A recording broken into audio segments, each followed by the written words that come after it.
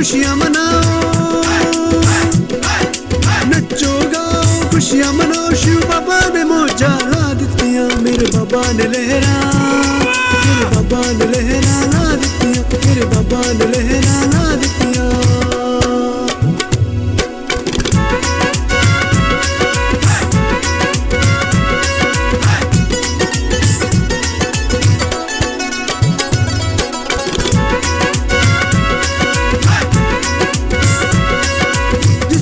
भी मेरा बाबा मिल जे, फुल्ला वांगू जिंदगी खिल जे। जिसनू भी मेरा बाबा मिल जे, फुल्ला वांगू जिंदगी खिल जे। कमी मेरे कोई बाबा न रखे, कमी मेरे कोई बाबा न रखे। जिन खुशियां चचोलियां भर दित्तियां, मेरे बाबा ने लहरा, मेरे बाबा ने लहरा ला दित्तियां, मेरे बाबा ने लहरा ला दित्तियां।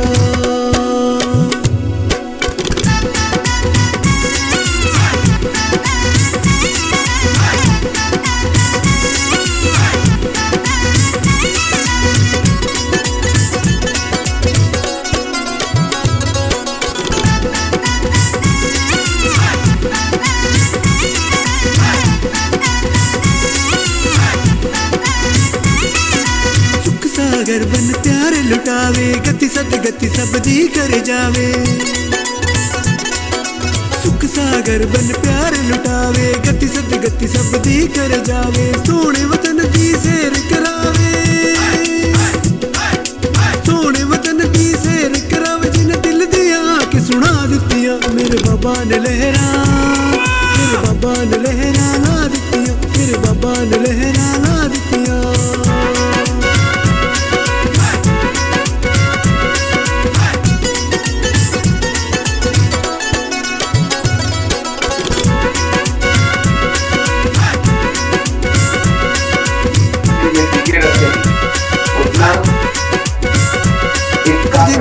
नच्चा गाँव में बाबा बाबा गाँव में, उतना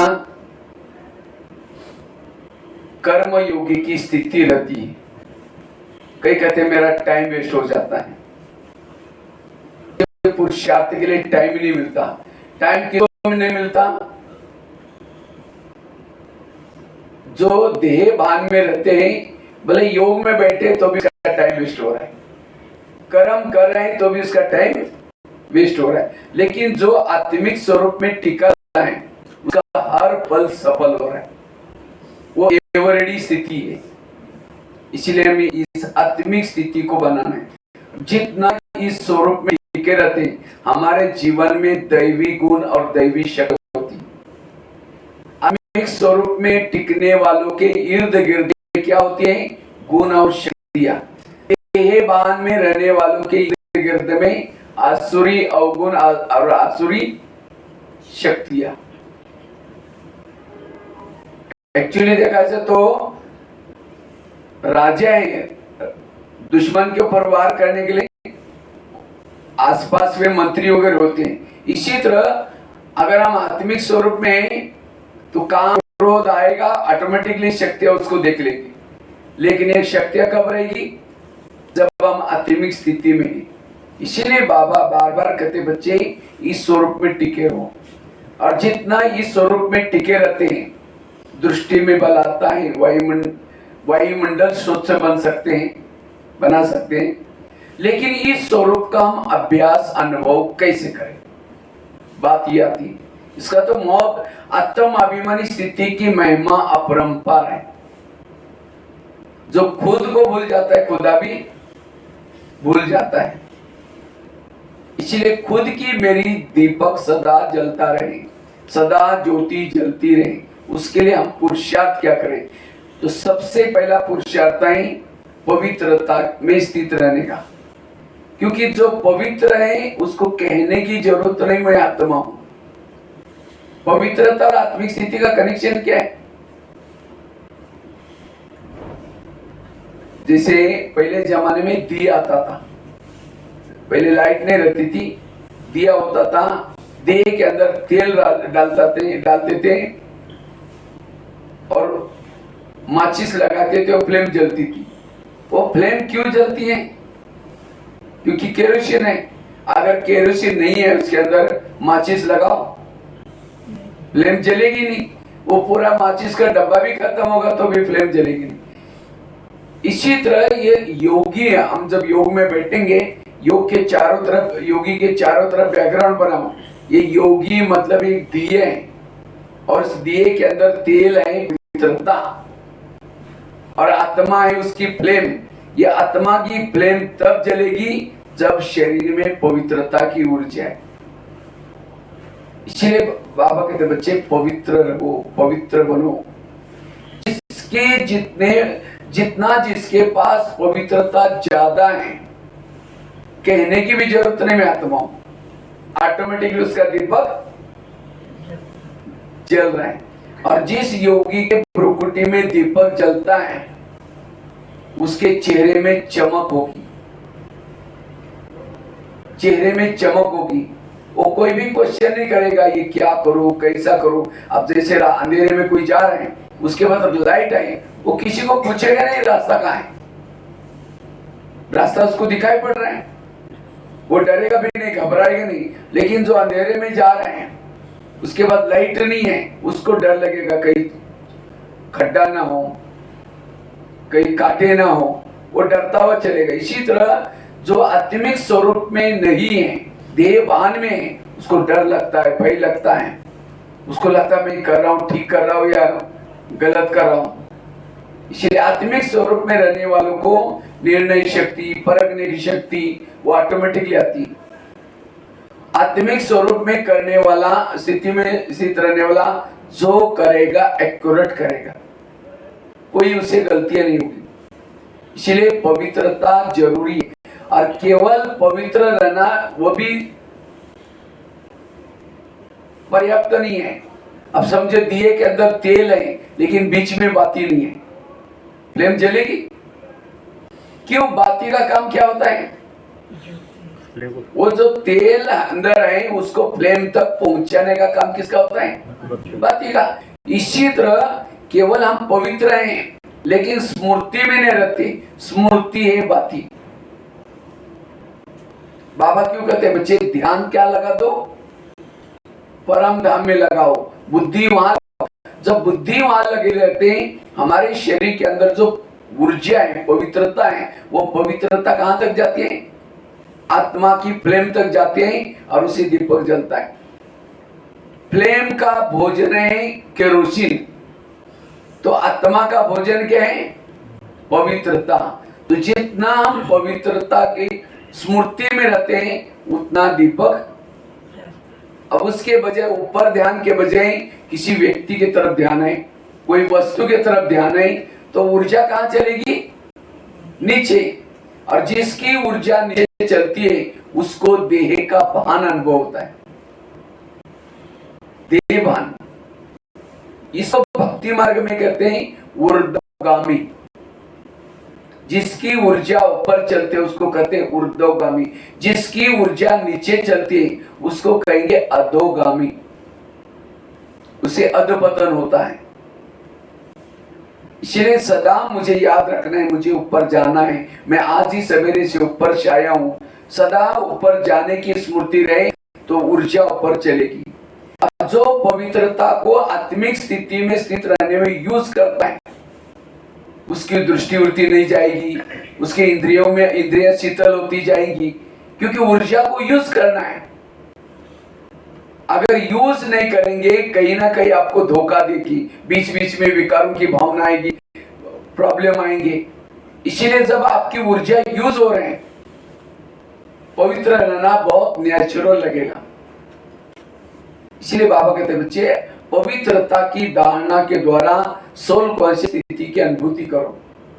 इसलिए बाबा ने जिस दिन पहले दिन आया, पहले ही क्या बोला? पवित्र जरूर, पवित्र बनो, फिर बाद में योगी बनो। ये पवित्रता क्यों बताई? आत्मिक स्थिति में स्थित रहने।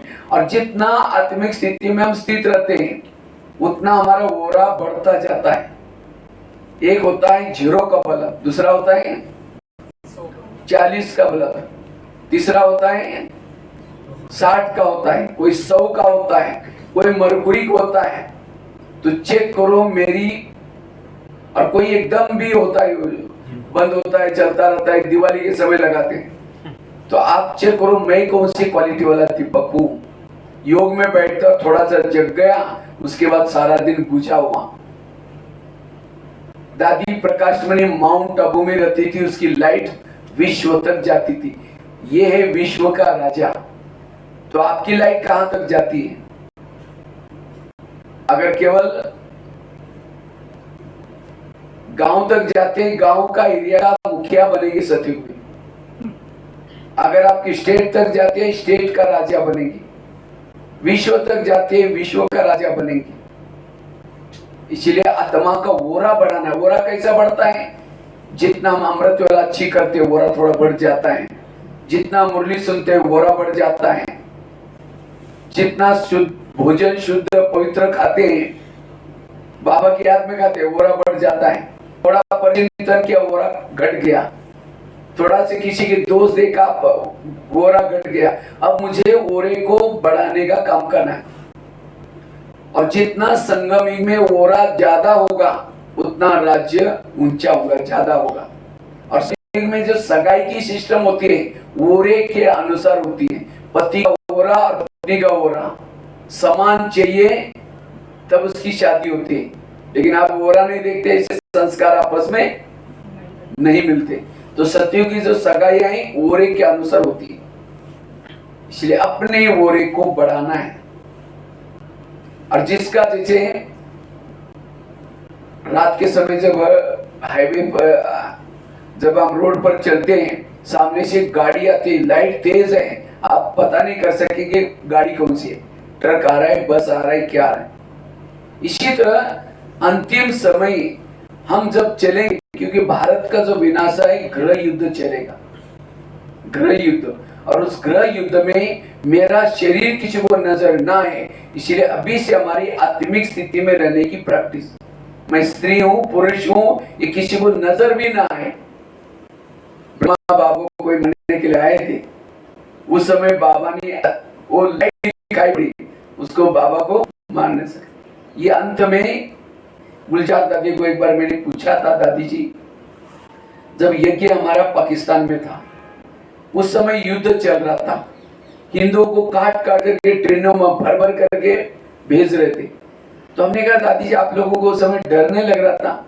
तो दादी ने एक बहुत अच्छी बात बताई। उसी समय दादी ने कहा हम ये नहीं समझते थे हम कोई लड़की है, हम देवी है, हम शिव शक्ति है। बाबा ने 14 साल तक ये अभ्यास कराया था, और उस स्वरूप में हम टिके रहते थे। कोई अगर मुस्लिम व्यक्ति देखता भी था हमको, तो हमारा देवी का रूप दिखता था हमको, हमारा साधारण रूप नहीं दिखता था। और इसीलिए वो हमको और ही कहते, देवी आप लोगों को कोई तंग नहीं करता ना, अगर कोई तंग करता तो बताओ, हम उसको मार देंगे। जो जो अभ्यास करता है, जो सम्मानों के, इसीलिए बाबा कहते हैं आत्मिक स्थिति का अभ्यास करो, तो दूसरों को भी आपकी क्या दिखाई पड़ेगी? आत्मा। दादी का और एक प्रश्न पूछा था, दादी जी आप लोग क्या पुरुषार्थ करते? तो दादी ने कहा मैं यही अभ्यास करती हूँ, मेरे सामने कोई भी आ जाए, वो भी अशरीरी बन जाए, वो भी अपने देह का भान भूल जाए। तो दादियों ने भी देखो कौन सा पुरुषार्थ किया। इसलिए पवित्रता के द्वारा ये आत्मा का अनुभव कर सकते हैं। दूसरी बात है, अगर आत्मा का अनुभव करना है, उसके लिए 7 स्वरूपों को बढ़ाना है। शांत स्वरूप, आनंद स्वरूप, शक्ति स्वरूप। ये आत्मा के ओरिजिनल गुणों को जितना बढ़ाएंगे, ये 7 गुणों की कमी, यही हमारा देह का भान है। जिसको ही बाबा के शब्द में बाबा कहते बच्चे सतो प्रधान बनो, ये 7 गुणों में प्रधान बनो तो सोल कॉन्शियस बनेगी। ये 7 गुणों की कमी, यही आज हमारा देह बना है। 18 जनवरी आती है तो हम क्या करते हैं, थोड़ा साइलेंस में रहने की प्रैक्टिस करते हैं। साइलेंस में थोड़ा आत्मा का अनुभव होता है। ये गुण को भी आप बढ़ाते हैं तो भी आत्मा का अनुभव होगा। तो इसलिए मैंने ये कोई क्लास नहीं कर रहा हूं, लेकिन मैंने जो आत्मिक स्थिति में स्थित रहने के लिए जो कुछ किया है, वो बातें आपको मैंने क्या किया था। शुरू में 7 दिन के लिए 7 गुणों को फिक्स किया। सोमवार के दिन शांत स्वरूप में रहना है, मंगलवार के दिन आनंद स्वरूप में रहना है, बुधवार के दिन शक्ति स्वरूप में रहना है। और इस 7 स्वरूपों ने मुझे आत्मिक स्थिति में रहने के लिए बहुत मदद की। इसलिए 7 गुणों का अभ्यास आत्मिक स्थिति बनेगी। तीसरी बात है, अगर मुझे आत्माभिमानी बनना है उसके लिए मुझे निरहंकारी बनने की जरूरत है। जितना निरहंकारी उतना निराकारी। ब्रह्मा बाबा ने जाते जाते 3 शब्द बोल के गए, बच्चे निराकारी बनो, निर्विकारी बनो, निरहंकारी बनो। दादी जानकी जी भी हर क्लास में 2 शब्द याद दिलाती थी, मैं कौन, मेरा कौन। दादी का स्मृति दिन आने वाला है 27 तारीख को।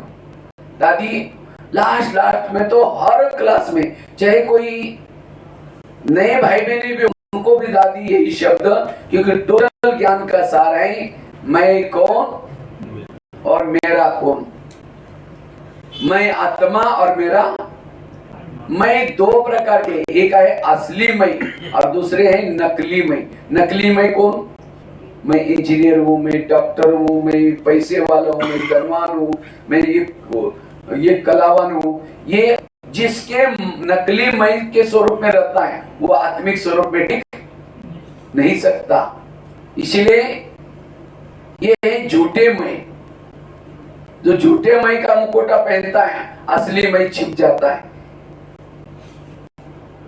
तो क्या करे मेरे झूठे मैं मुझे याद ना है, सवेरे सवेरे ये असली मैं को ताकत देनी है, असली मैं को बल देना है। और असली मैं बनाने का आधार है अमृतवेला का योग, क्लास के पहले का आधा घंटे का योग और मुरली। ये 3 चीजें ब्राह्मण जो सवेरे सवेरे करेंगे वो सारा दिन उसको नकली मैं नहीं आएगी। वो चाहे इंजीनियर हो, डॉक्टर हो, नम्रचित हो करके आत्मिक स्वरूप में टिकेगा। क्योंकि जब हम चलते समय नकली मैं के स्वरूप में टिकेंगे, मैं इंजीनियर हूं, मैं डॉक्टर हूं, मैं समर्पित हूं, मैं इंचार्ज हूं, मैं इतना अच्छा कराने वाला हूं, अगर इस स्वरूप में टिकेंगे और उस अनुसार किसी ने आपका सम्मान नहीं किया, रिगार्ड नहीं किया, तो क्या हो जाएगा? फीलिंग आएगी, अरे मेरे को उन्होंने पूछा ही नहीं, मुझे ये पूछा। ये पूछ की पूछ, और जिसको ये पूछ की पूछ है वो सत्युग में नहीं जाएंगे। वो कहां जाएंगे? त्रेता युग में। क्योंकि त्रेता में राम के जितने भी भगत हैं पीछे से पूछे, और सत्युग में जो गोप गोपी का किसी को भी पूछ नहीं है। क्यों? वो ज्ञान में चलते थे लेकिन उन्होंने अभिमान को नहीं छोड़ा, इसलिए कहां चले गए? त्रेता युग में। तो सत्युग में जाना है तो मैंपन के पूछ को काटना है, जलाना है। और जब तक ब्राह्मण मैंपन के पूछ को आग नहीं लगाएंगे तब तक ये लंका जलने वाली नहीं है। और ऐसा भी नहीं कि हम नहीं जलाएंगे, आने लगाएंगे, लंका जलेगी नहीं। तो जो आत्माएं और आत्मा पुरुषार्थ करे वो तो जला दे, लेकिन जिसकी पूछ रह गई वो सब कहां जाएंगे? पूछ वाले त्रेता युग में। इसलिए अभिमान से मुक्त, अभिमान वाला कभी आत्मिक स्वरूप में टिक नहीं सकता, क्योंकि उसके संकल्प चलते, मुझे उसको उसने पूछा नहीं, मुझे रिगार्ड, ये व्यर्थ ही चलता है, वो हल्का नहीं रह सकता। और जिसके संकल्प चलते हैं, व्यर्थ चलता है, वो आत्मिक स्वरूप में कैसे टिके? इसीलिए बाबा कहते हैं बच्चे निरहंकारी बनो। तो मेरे अंदर अभिमान है या नहीं, कैसा पता चलेगा? अगर मुझे किसी ने पूछा नहीं, फीलिंग आती है अभिमान है। निरहंकारी वाला हर परिस्थिति में, हर जगह पर, हर जगह परिस्थिति में एडजस्ट होकर के चलेगा सबके साथ। वास्तव में ब्राह्मण बनने के बाद हमारे अंदर जो कलाएं हैं, विशेषताएं, वो किसकी देन है? बाबा की देन है। हमारा अपना कुछ भी नहीं। मैंने खुद अपने जीवन के अनुभव से देखा, मैंने बताया था मेरे को ज्ञान कैसे गृद्धि की किताब से मिला। जब मैं शुरू में आता था गीता भाषा में, फटा हुआ कुर्ता पहन करके लास्ट में बैठता था, कभी वहां की सेंटर की बहनें कभी कभी आती थी गीता वर्षा में, कहती थी बेचारा गरीब बच्चा भी रोज आता है, पता नहीं सतयुग में आएगा नहीं आएगा। वो किसी से बात भी नहीं करता है, लास्ट में बैठा रहता है। मेरे को खुद भी कभी लगता था बाबा तो सतयुग दुनिया बना रहे हैं और हम तो लौकिक में तो 2-2 3-3 महीना स्नान भी नहीं करते थे, फटावा को। तो मैं सोचा ये सतयुग में ऐसे लोगों को कैसे लेके जा रहे हैं। हो सकता है भगवान भाई के नाम से दूसरा कोई और होगा, लेकिन कोई बात नहीं, बहनें जब तक मना नहीं करेंगे तब तक आते रहेंगे, बाद में मना करेंगे तो छोड़ देंगे। लेकिन अब जब मैं पीछे मुड़ कर देखता हूँ बाबा किसी को भी चुनता है ऐसा वैसा, वो भविष्य स्वरूप देखता है, हम वर्तमान को देखते हैं।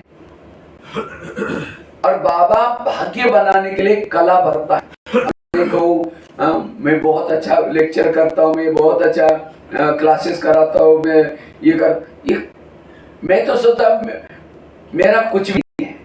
ये सब बाबा ने मुझे जब मधुबन में शुरू में जाना था तो उसी समय बहनें चिट्ठी देने के लिए मना कर दिया, बोले तुम जाकर करोगे क्या, तुमको तो कुछ ही नहीं आता, और मेरे पास कोई कला ही थी नहीं। मैंने कहा बहन जी मेरे को जो भी कुछ सेवा देंगे करूंगा। बहुत मुश्किल से चिट्ठी मिल गई कैसे,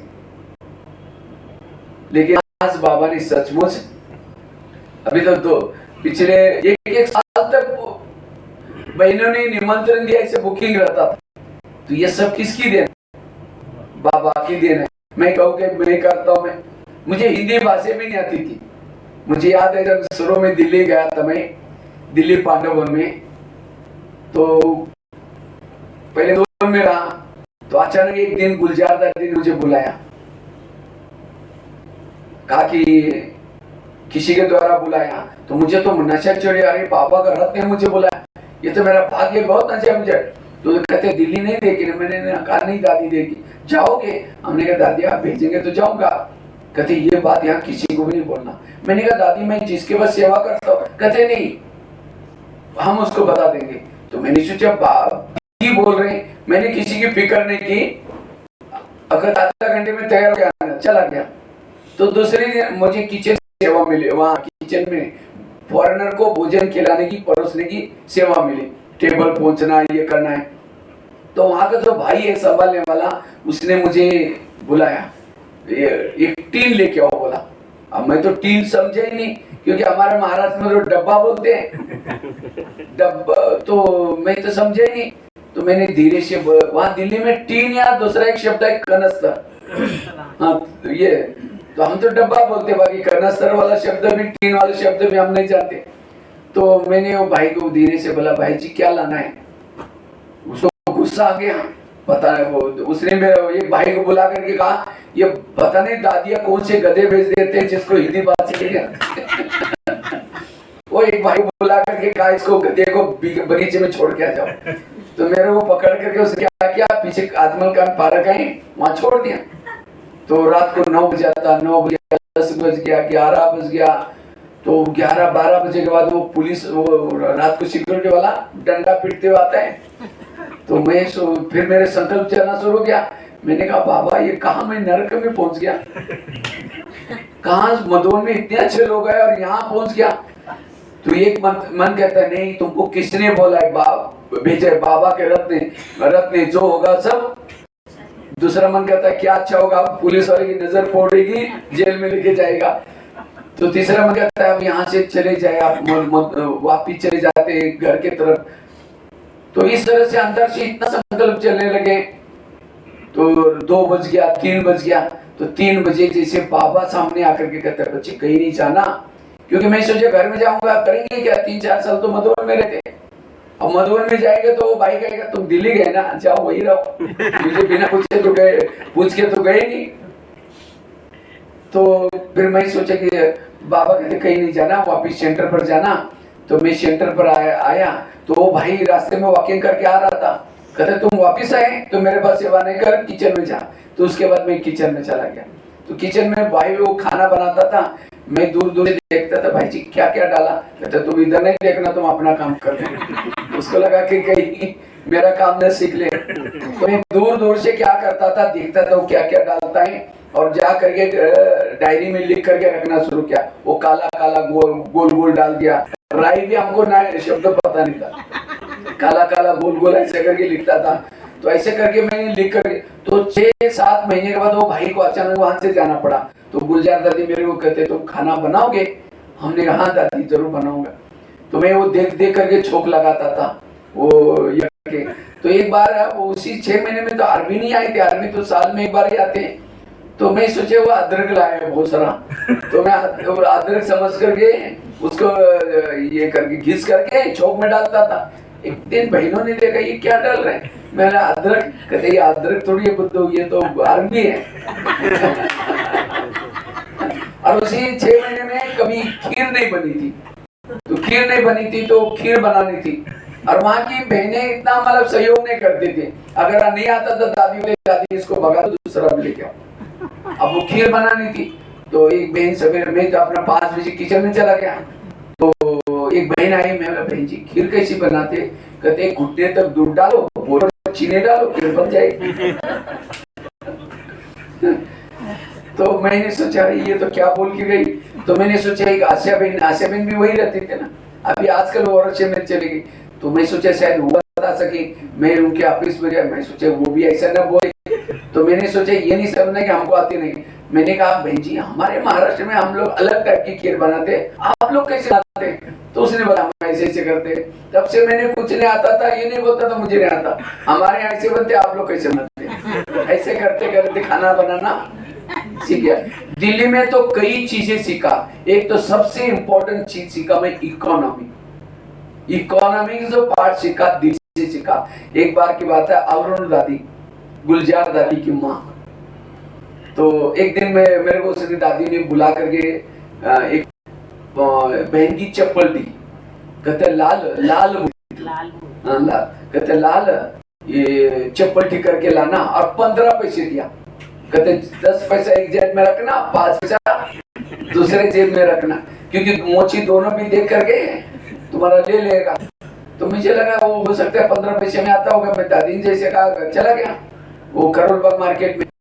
तो मोची के बैठे थे रोड पर, मैंने कहा ये चप्पल ठीक करना है, कितना पैसे लगेगा? कहता है 50 पैसे लगेगा। मैंने कहा मैं 15 पैसे लाया। कहता है कील भी नहीं है, जाओ बोल दी। मैंने सोचा दादी ने मुझे सेवा दिया, और फिर मैंने कहा पता है एक आश्रम है ना, ये आश्रम दिल्ली में आश्रम के प्रति भावना है, ब्रह्मा कुमारी वगैरह बोलेंगे तो वो भावना है। मैंने कहा आश्रम है, वहाँ बहनें रहती है, उनकी चप्पल है। कहते अच्छा उस सफेद ड्रेस वाली देवी? हमने कहा हाँ। चप्पल लेकर के 2 बार माथे लगाए उसने। तो उसके बाद मेरे को ठीक करके दिया, तो मैंने पैसे दे दिया। कहते नहीं आप आश्रम का ना लेके जाओ। मैं लेके आकर के दादी को पैसे भी दिया और चप्पल भी दिया। दादी कहते हाँ ये लाल को कुछ सेवा करने की अक्कल है। कहते वो मोची त्रेता में 6 महीने के लिए स्वर्ग में आएगा। 15 पैसे यज्ञ के बचत की 6 महीने के लिए दादी ने वरदान दी। बहुत बुरी गति है यहाँ यज्ञ में, हम जो थोड़ा भी कुछ सहयोग करते हैं उसका मुगत बाबा जरूर देता है। और हम कितने सहयोगी है, तो इसका मतलब हमारा सत्युग की बहुत ही ऊंचा पाठ है। और सचमुच वो मोची फिर बाद में जब भी किसी की चप्पल टूटती थी, फिर मेरे को कहते जाओ ठीक करके आओ, मैं इसको टोली देता था, ये करता था। धीरे धीरे वो ज्ञान में चलना शुरू किया। ये है कभी भी दादी कहती थी कोई चीज सब्जी लाने के लिए जाते हैं, कितने में 10 रुपए निकाल कर दो, नहीं उसको आश्रम के लिए लेके जा रहे हैं। थोड़ा अगर कम करेंगे तो आपका भी भाग्य बनेगा। अगर उसने कम किया तो उसका भी धन क्या हो गया, सेवा में लगा। ऐसी कहती दादी औरों का भी भाग्य बनाओ, केवल ज्ञान देने से नहीं, लेकिन उसको सहयोगी बनाओ। सहयोगी करते करते वो योगी भी बन सकता है धीरे धीरे।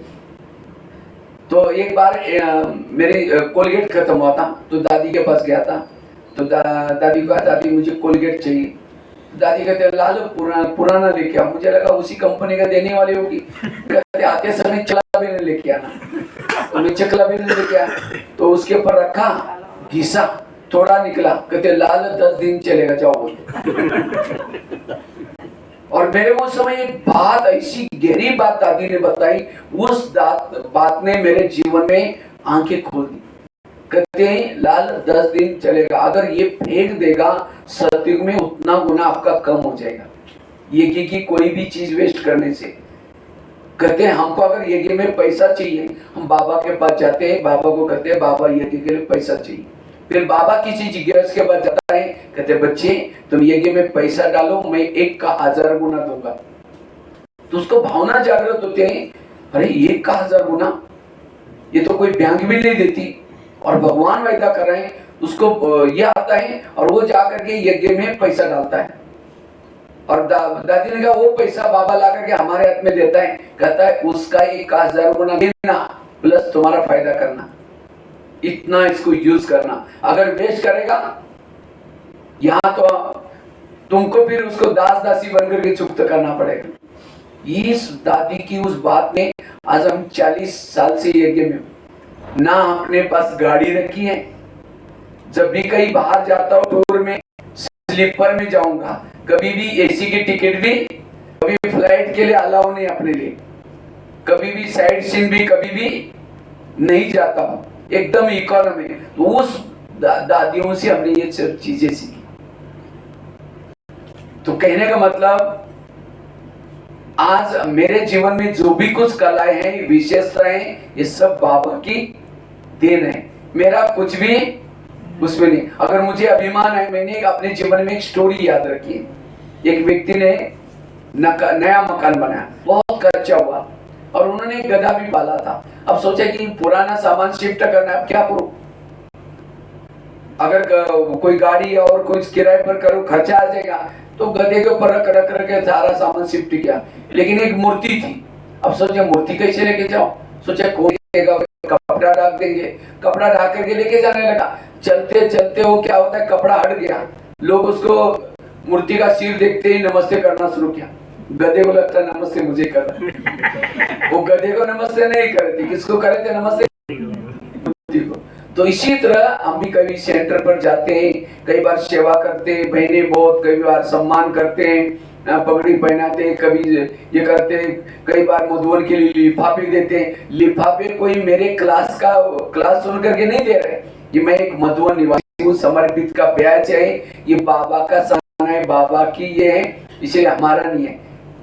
इसलिए ये सारी जो भी हम महिमा है, मैं तो बाबा को इतना शुक्रिया करता हूँ। लास्ट में भगवान ने अपना नाम भी मुझे दे दिया, भगवान ने अपना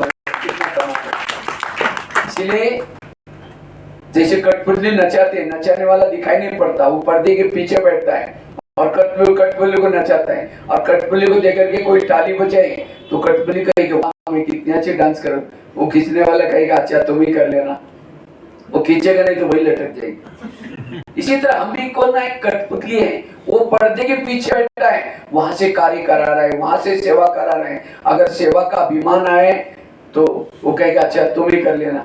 इसीलिए बाबा कहते हैं निरहंकारी, और जितना हम निरहंकारी बनते हैं उतना हमारी निराकारी स्थिति, निरहंकारी वाला मान दे तो भी मन चुप, कोई अपमान भी करे तो भी उसका मन चुप। इसीलिए गीता में भी अर्जुन को कहा, हे अर्जुन तो मान अपमान निंदा स्तुति में भी कैसा रहो समान। और जो ऐसा समान रहता है, जिसको ही बाबा कहते हैं जीते जी मरना, तो अब मरे जीते बताओ, कोट कपूर वाले मरे हैं जिंदे हैं अभी, ये कभी मर जाते हैं जिंदा भी हो जाते हैं। अब किसी को जला करके वापिस आओ, वो घर में दरवाजा उसने खोल दिया, सोचा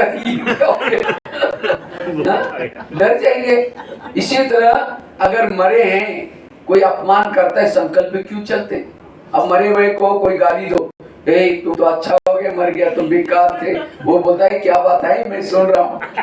अगर अच्छा उसकी मुर्दे की महिमा करो, अरे तुम तो मर गए लेकिन क्या तुमने जीवन में काम किया, सच में तुम्हारा थैंक, वो मुस्कुराता है मेरी महिमा हो रही। वो चाहे महिमा करो चाहे कुछ भी, एकदम इसी तरह जीते जी मरना, अर्थात कोई भी संकल्प भी, ये है आत्मिक स्थिति, ये है आत्मिक स्थिति। अगर थोड़ा संकल्प भी चलेगा, ये है देहभान। इसलिए बाबा कहते हैं बच्चे आत्मिक स्वरूप में टिको, और उसके लिए चाहिए निरहंकारी स्थिति। तो कितनी बातें हो गई? भगवान भाई को बताओ ना, जब आप डॉक्टर के पास गए थे कंप्यूटर की नौकरी के लिए, टॉपिक फिर लिख सकते हैं।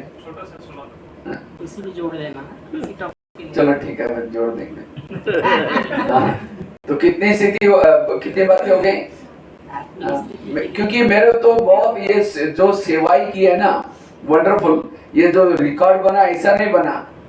हाँ, कहीं भी जब कर्नाटक, एक बार क्या हुआ, मैं कर्नाटक में चला गया, कर्नाटक में गया तो मैं पहले, अभी तो आजकल रिजर्वेशन करके जाता हूँ, पहले रिजर्वेशन नहीं करता था, आजकल थोड़ा लैपटॉप वगैरह कुछ ये था, इसलिए पहले मैं क्या करता था, मुझे लगता सेवा में जाना है ना, तो सेवा में जाना है तो मैं पहले, क्योंकि मुझे 1 या 2-3 दिन मिलता था, अचानक जब किचन में पता चलता था भाई थोड़ी दिन फ्री है, तो मैं फ्री नहीं बैठता था, सीधा दादी के पास जाता था। तो दादी के पास जाता, दादी मैं थोड़ा फ्री हूँ, थोड़ा सेवा करके आओ। दादी को इतना अच्छा लगता था, कहते हैं मुझे आपका इतना अच्छा लगता है, फ्री है, मैं सेवा में जाऊं, और बाकी और भाई कहे कि घर में जाओ, घूमने के लिए जाओ। तो मेरे को दादी क्या करती थी, भेज देती थी। तो कभी कभी मोहिनी में करते, दादी अभी भंडारे वाला आया, इसको मैं इस ऐसे जगह पर भेजूंगी, दोबारा न जाने का नाम ही नहीं लेगा। तो फिर मोहिनी में बहुत परीक्षा लेती थी, तो मेरे को कहते तुम जालोर जाओ, जालोर मैंने आबू के आसपास ही, और मेरे को कितना 60 रुपए दिया, कहते जाओ और 2 महीने सेवा करके आना, क्योंकि उस समय तो शांतिवन में कुछ कार्यक्रम रहते नहीं थे, फ्री रहते थे, कहते तुम वहां जाओ। अब वहां गए तो वहां एक स्टूडेंट था, और वो भी चमार जाति का बुजुर्ग था, और 5 महीने रहती थी, क्योंकि आसपास में सेवा कम थी, वहां थोड़ा लोगों की भावना इतनी नहीं। तो मैं सोचा वहां गए, मैं तो जब गया तो देखा सेंटर तो बड़ा बना है, मधुबन में एक जोन है, और जोन है मधुबन में, आसपास के मधुबन के डायरेक्ट बहने सारी आसपास वाली।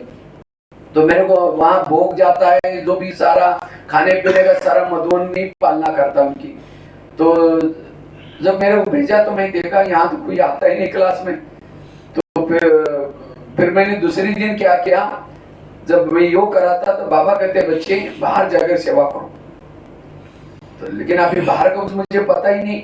तो मैंने क्या किया, बहन जी को कहा, बहन जी मुझे कुछ ना कुछ टिफिन बना करके देना, मैंने टिफिन मतलब रोटी वो कुछ भी दे दो, और मैं रात को 8 बजे आऊंगा, मुझे दिन का भोजन दे देना और सवेरे नाश्ता दे देना।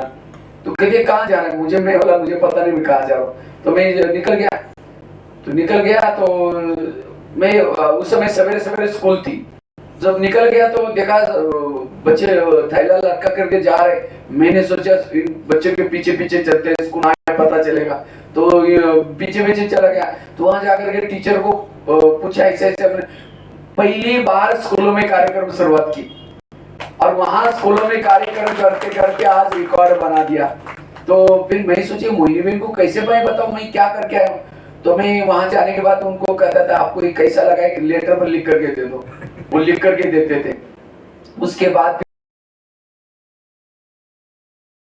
फिर पेपर में न्यूज बनाना शुरू कर दिया, वो न्यूज बनाने में वहीं से शुरुआत किया, और करीबन 1-2 महीना इतनी सेवा की, और 2 बजे तक स्कूल रखती थी, उसके बाद मंदिर में जाकर के बाहर बैठते थे, और जो भी आता था उनको ज्ञान सुनाना चाहिए। ऐसे करते करते वहां बहुत सारे स्टूडेंट हो गए। तो मोहिनी बहन को लाकर दिखाया, इसने रेत में भी पानी निकाल रहा है, तो कि दिल में बैठे, तब जाकर मुझे छुट्टी मना।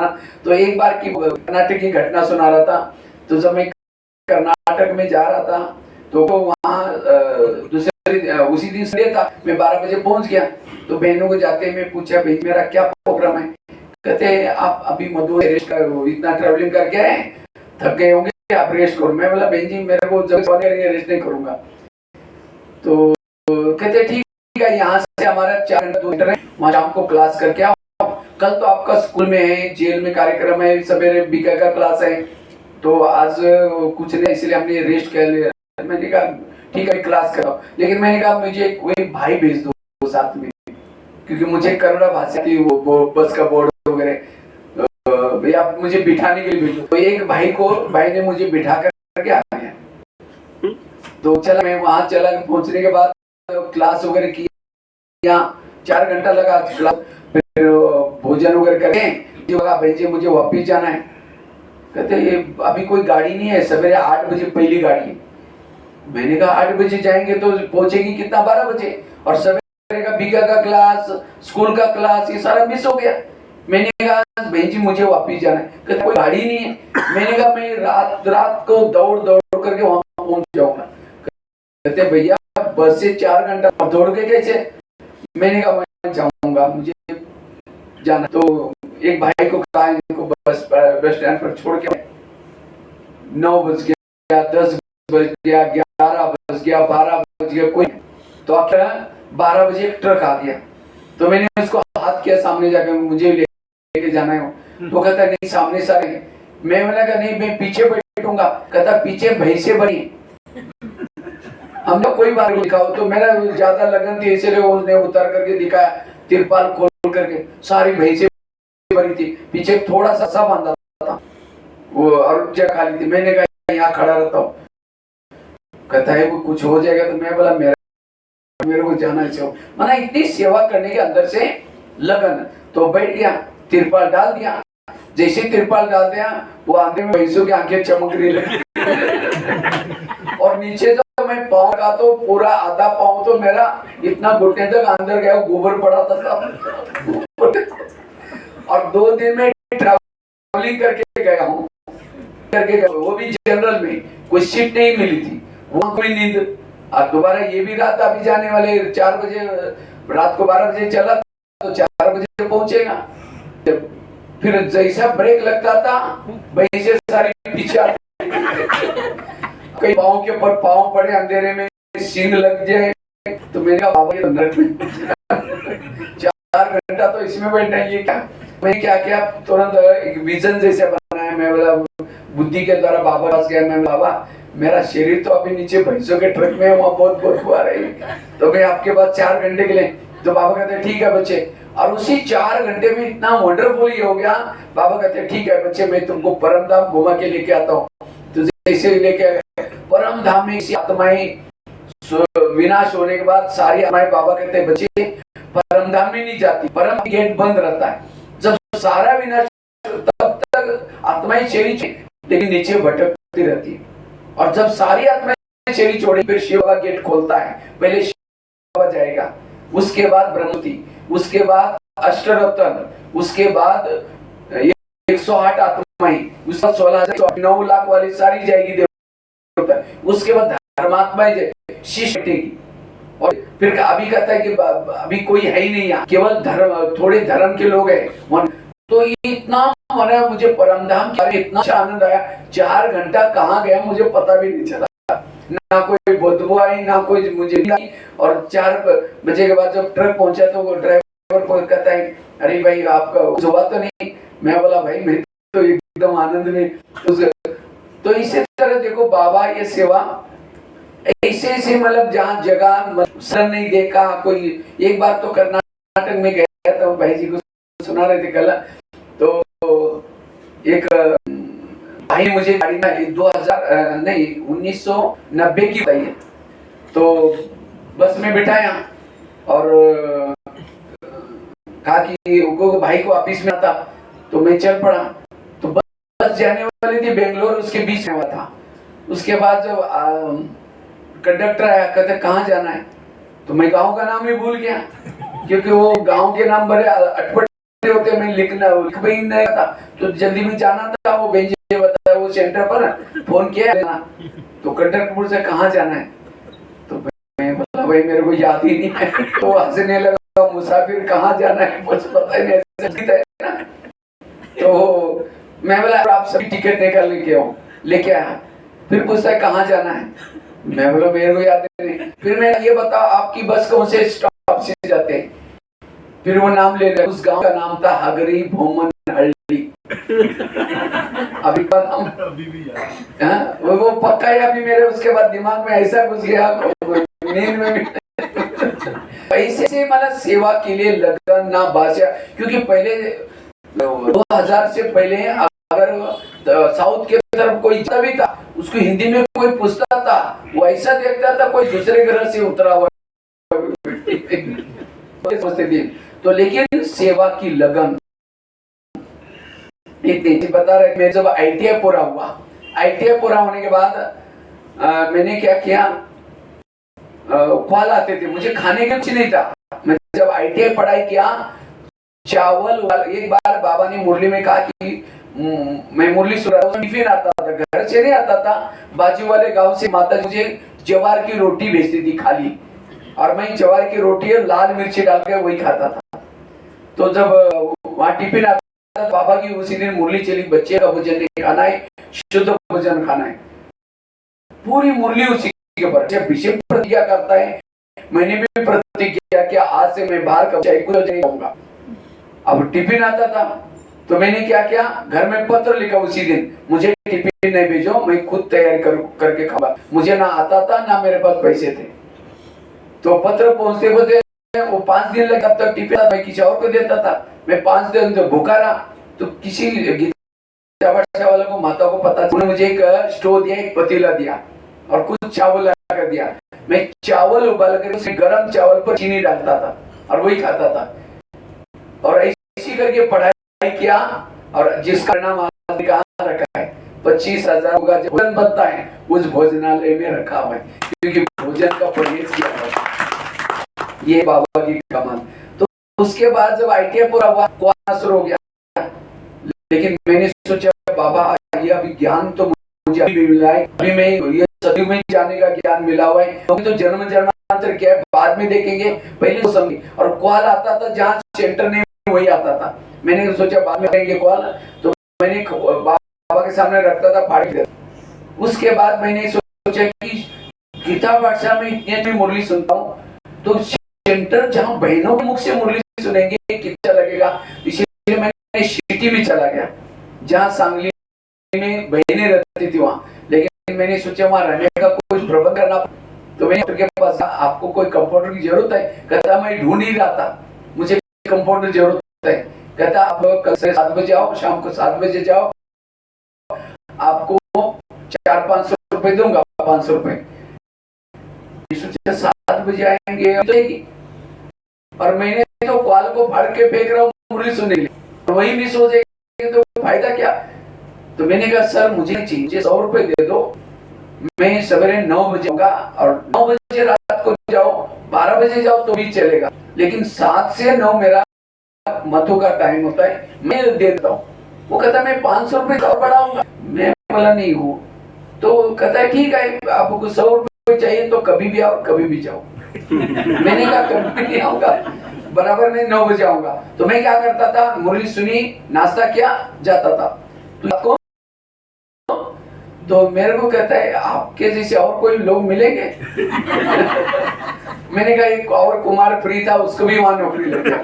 तो मैं क्या करता था, उनके एक परमिशन दिया, हमारे गुरुजी का चित्र लगाना है तो लगा सकते हैं? हाँ बोला लगा सकता हूँ। मेरे को काउंटर में कैशियर की सेवा मिली थी, तो सामने मैंने 3 लोग का चित्र लगा दिया, और मैं वहां जाने के बाद स्टूल के ऊपर बैठता था। मैं सोचा स्टूल पर नहीं बैठा हूँ, सृष्टि के गोले पर बैठा हूँ, और मेरा सिर परंदा में बाबा को देखते हुए। कोई पेशेंट आता था, कहता था मेरे, और 15-20 पेशेंट रहते थे, वो आता था, मैं कहता बाबा 2 मिनट रुको, मैं देखता हूँ नीचे कोई आवाज कर रहा है। मैं देखता था, मैं बोला अच्छा, उसका नाम लिख दिया। फिर उसके बाद फिर बाबा के साथ योग लगाया। मैं जैसे 2 साल सर्विस नहीं कर रहा हूँ, योग कर रहा हूँ। तो ये डॉक्टर देखता था, ये कुछ एकदम शांति से बैठा है। मैंने कहा कि आप कुछ करते हैं? मैं बोला मैं मेडिटेशन करता हूँ, ब्रह्मा कुमारी आश्रम में जाता हूँ। कहते हैं आपके वहाँ आपके सेंटर के लिए कुछ ये चाहिए? वो मेरे पास एक फ्लैट खाली है, वो चाहिए।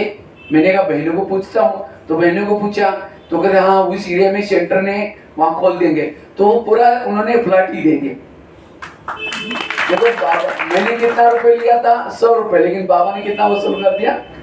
पूरा फ्लैट अभी भी दिया है। इतना ही नहीं, वो डॉक्टर को तो कोई बच्चा था ही नहीं, तो हम लोगों का दोनों का व्यवहार देख करके क्या क्या पूरा उन्होंने क्या क्या वो हॉस्पिटल ही दे दिया। अभी हॉस्पिटल में वो कुमार ही रहता है, सारे कुमार जब भी जाते हैं वही रहते हैं, और वो डॉक्टर तो अभी अमेरिका चला गया। तो देखो ऐसी ऐसी सेवा बाबा ने कराया। बहुत सारे अनुभव की तो बहुत सारी बातें हैं। तो इसीलिए इतना ही नहीं, एक बार मैं कहीं घर जा रहा था, तो घर जाते समय तो मैंने सोचा कि एक दूसरी बस लगी थी, मैं उस बस में चला गया, और मैंने सोचा उस गांव में ज्ञान नहीं है, तो मैं गया। तो लेकिन मैं बाद में वहां जाने के बाद पता चला मुझे रहना कहाँ है वहाँ। तो किसी को पूछा है रहने का कोई साधन है? तो उसने कहा यहाँ एक स्वामी जी हैं, स्वामी जी के पास रह सकते, बड़ा सा मठ है। तो मैंने सोचा ब्याज दे करके, सोचा ब्रह्मा ब्याज निकाल करके जेब में डाल दिया। मैंने उसके पास गया, मैंने कहा स्वामी जी मैं बहुत दुखी प्राणी हूँ, मुझे शांति नहीं है। वो कहता है तुम मुझे गुरु बनाओ।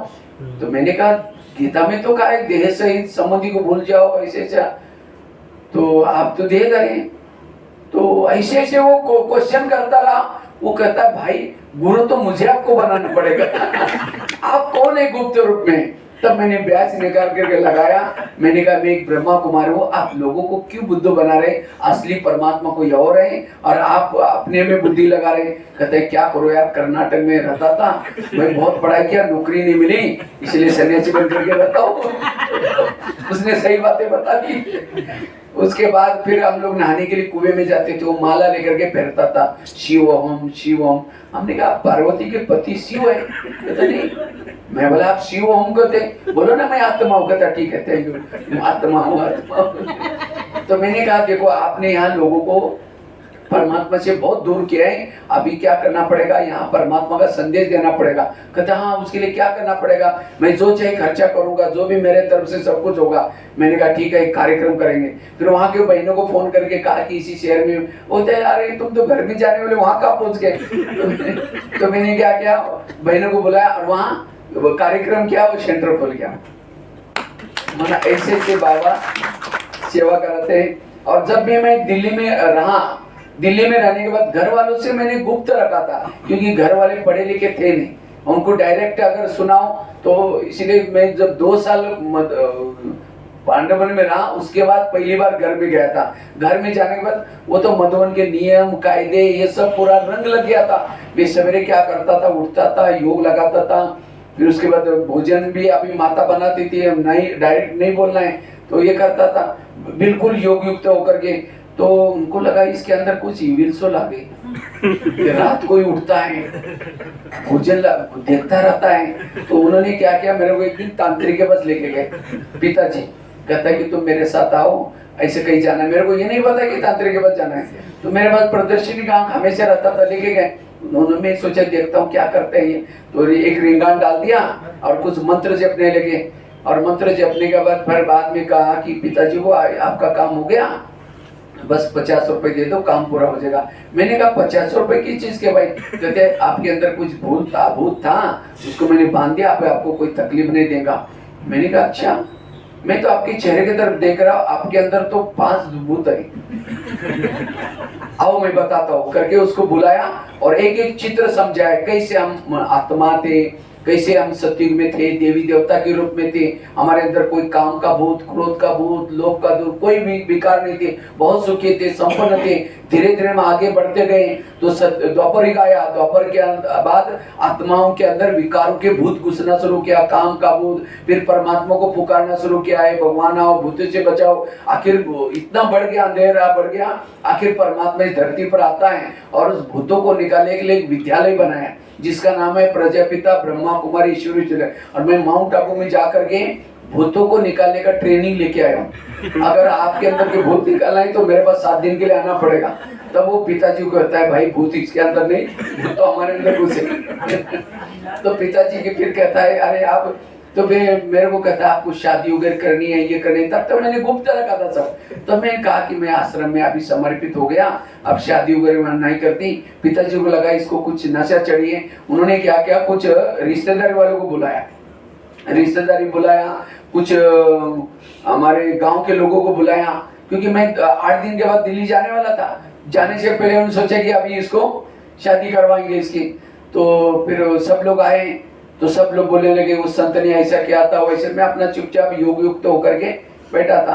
तो लास्ट में ने कहा अभी आपका हो गया, मेरी सुनो। तो मैं उनको क्या क्या वो चित्र प्रदर्शनी सारी समझाई, कैसे हम आत्माएं, हमारा घर परम धाम है, हमारा हम इस धरती पर आकर के 4 युगों का पाठ बजाए, सारा पूरा समझाया। फिर शिव बाबा का चित्र निकाला।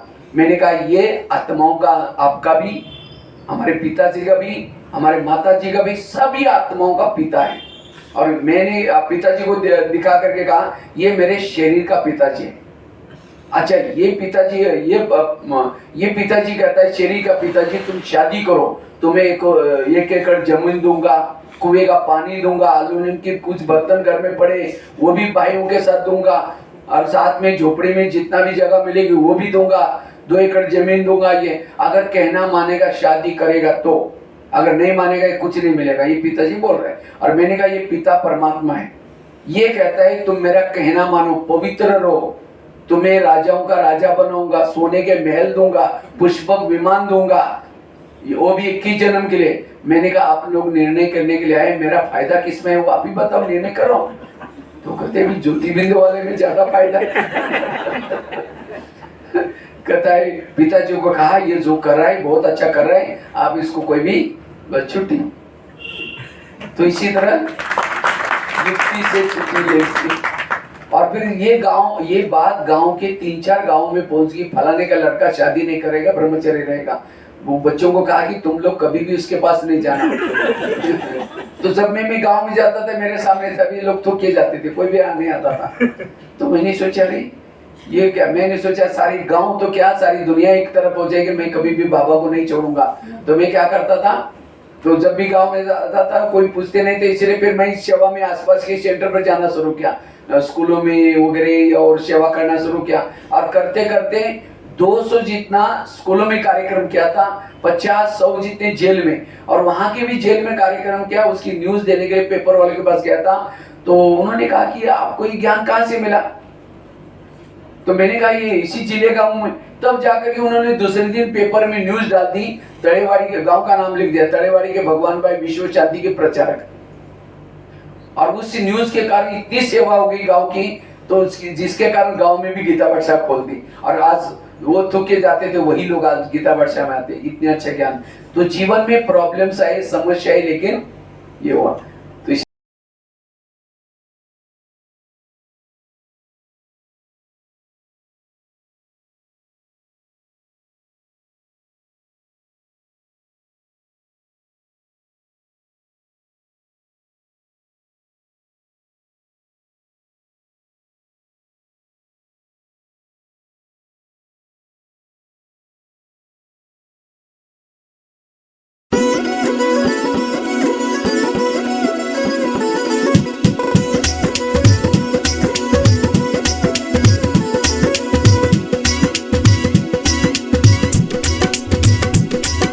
बाबा ने लहरा ला दित्तियां, शिव बाबा ने लहरा ला दित्तियां। नच्चो गाओ खुशियां मनाओ, नच्चो गाओ खुशियां मनाओ, शिव बाबा ने मौजा ला दित्तियां। मेरे बाबा ने लहरा, मेरे बाबा ने लहरा ला दित्तियां, मेरे बाबा ने लहरा ला दित्तियां।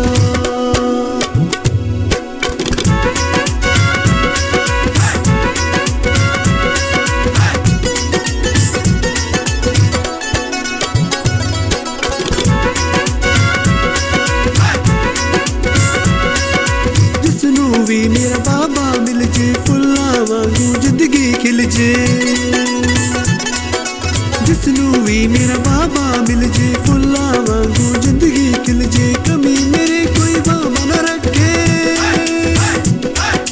ਕਮੀ ਮੇਰੇ ਕੋਈ ਬਾਬਾ ਨਾ ਰੱਖੇ, ਜਿਨ ਖੁਸ਼ੀਆਂ ਚ ਝੋਲੀਆਂ ਭਰ ਦਿੱਤੀਆਂ। ਮੇਰੇ ਬਾਬਾ ਨੇ ਲਹਿਰਾ, ਮੇਰੇ ਬਾਬਾ ਨੇ ਲਹਿਰਾ ਲਾ ਦਿੱਤੀਆਂ, ਮੇਰੇ ਬਾਬਾ ਨੇ ਲਹਿਰਾ ਲਾ ਦਿੱਤੀਆਂ।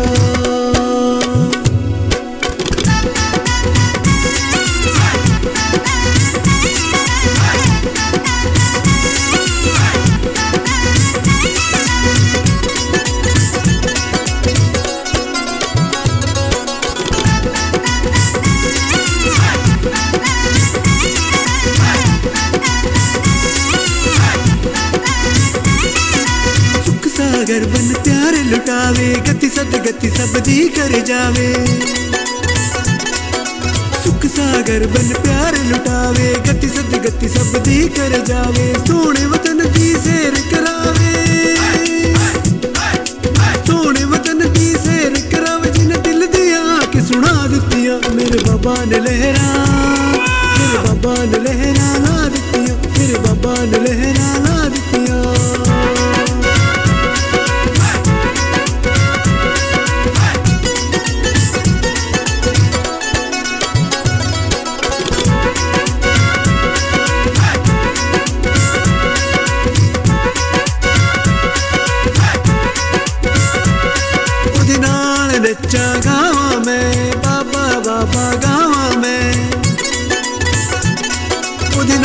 नच्चा गावां मैं, बाबा बाबा गावां मैं, हर वेले उसदा शुक्र मनावा, हर वेले उसदा शुक्र मनावा, जिन्ने फिक्रां ही फारिक कर दित्तियां मेरे बाबा ने लहरां, मेरे बाबा ने लहरां।